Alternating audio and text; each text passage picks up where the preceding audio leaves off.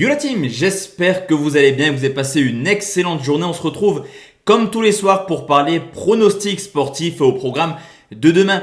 Comme d'habitude, 3 petits pronostics à vous proposer. Juste avant de parler pronostics, comme d'habitude, la team, on bombarde cette petite barre de like super important pour le référencement et qui fait extrêmement plaisir de voir que vous suivez un petit peu l'évolution de cette chaîne. Je vous l'avais dit, objectif 300 pouces bleus pour avoir la montante. Elle est déjà tournée. La vidéo sera diffusée demain, ce vendredi à midi. N'hésitez pas d'activer la petite cloche de notification pour recevoir toutes les vidéos que je propose. D'ailleurs, à 17h, j'ai proposé mes 10 scores exacts sur la Ligue 1. Si vous voulez mon avis sur cette 34e journée, n'hésitez pas à la regarder également, participer au concours. Juste avant de parler pronostic, on va comme d'habitude faire le bilan de ce qu'il s'est passé hier concernant YouTube. On fait des belles prestations tout de même actuellement valides, 2 bons pronostics sur 3. Et c'est d'ailleurs les 2 conseils. Paris s'impose par au moins 2 buts d'écart, cote à 1,55, large victoire 5-0 des Parisiens qui iront en demi-finale de Coupe de France. On valide également une cote un peu plus élevée. Les 2 équipes marquent entre la Juventus et Parme. Cependant, on ne valide pas le fun avec la victoire du Betis de Séville à domicile contre Bilbao. Malheureusement, le carton rouge de Fekir a clairement plombé l'analyse et également le pronostic. Concernant la team parieur, on s'en sort plutôt pas mal et vous avez pu le voir au niveau de ma story Instagram. On s'en sort plutôt pas mal sur les avis. Cependant, le safe, la valeur sûre, ne passe pas malgré une nette domination. L'Inter fait seulement un but partout. Concernant la gestion de bankroll, on se fait rembourser sur les 2 pronostics. On avait sécurisé justement le Betis, remboursé c'est nul. On avait également sécurisé Genoa, remboursé 6 nuls. Score final 2 buts partout, ce qui nous permet d'être sur une série complètement folle de 16 pronostics de suite sans défaite. N'hésitez pas également à nous rejoindre sur la team parieur.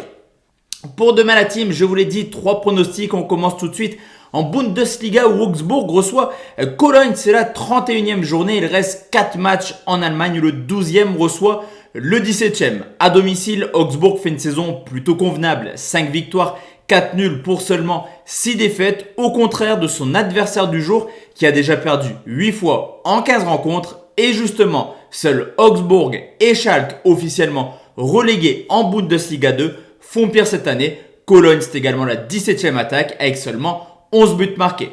Au niveau de l'état de forme, Augsbourg reste certes sur une défaite à Francfort sur le score de 2-0. Mais il faut encore faire un dernier effort pour se maintenir officiellement. Surtout qu'à domicile, il reste sur une excellente série de 4 matchs sans défaite avec des adversaires plutôt redoutables comme Leverkusen et également Mönchengladbach.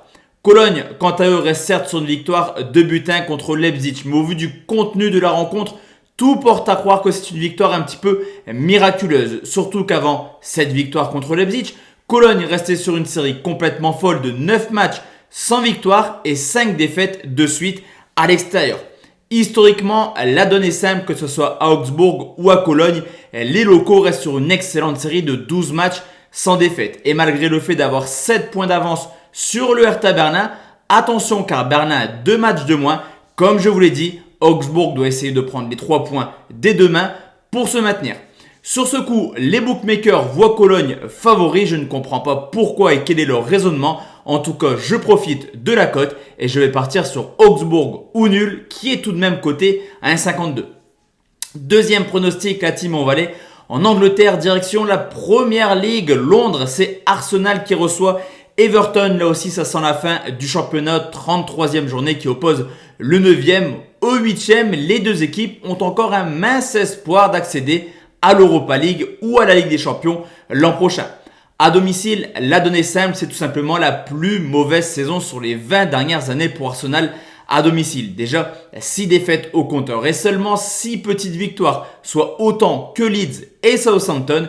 Du côté de Everton, c'est assez paradoxal, mais une équipe qui a beaucoup de difficultés à Goodison Park, mais qui à l'extérieur est plutôt cohérente. 4e meilleure équipe avec tout de même 9 victoires, 3 nuls pour seulement 3 défaites. Au niveau de l'état de forme, on le sait, vous le voyez depuis maintenant plusieurs années, Arsenal reste une équipe complètement inconstante. On l'a encore vu contre Fulham pour un score de parité un but partout. Mais ce qu'il faut prendre en compte également, c'est que Arsenal joue les demi-finales d'Europa League contre Villarreal dès jeudi prochain et que surtout, une victoire en Europa League pourrait les qualifier en Ligue des Champions. Je pense secrètement que Arsenal pourrait se focus justement sur cette compétition.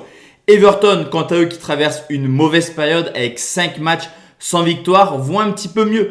Actuellement, il reste tout simplement sur 3 matchs sans défaite, également un très beau match nul, 2 buts partout contre Tottenham. Historiquement, il faut remonter à 1996 pour trouver trace d'une victoire d'Everton-Arsenal.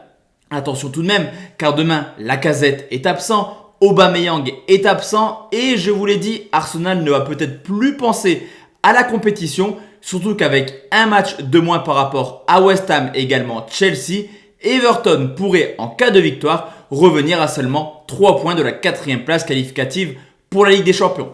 Ce pronostic est un petit peu osé, mais là aussi je vais partir sur une double chance avec la cote la plus supérieure et je vais vous proposer Everton ou nul, coté tout de même à 1,83.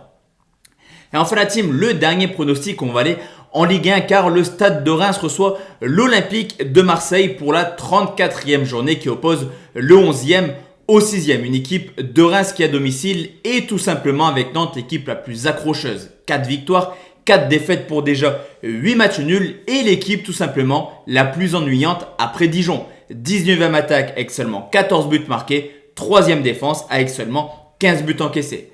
Les Marseillais, quant à eux, un petit peu comme Arsenal à domicile, on le voit cette année, une équipe qui a quand même pas mal de difficultés. À l'extérieur, la seulement 14e équipe avec 5 victoires, 6 nuls pour déjà 5 défaites.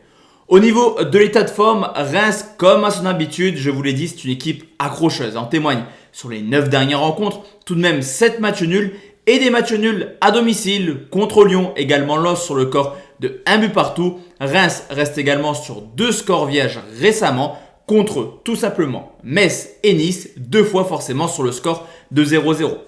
Marseille, quant à eux, vous me direz, c'est une équipe qui claque du but actuellement. 11 buts marqués sur les 5 dernières rencontres.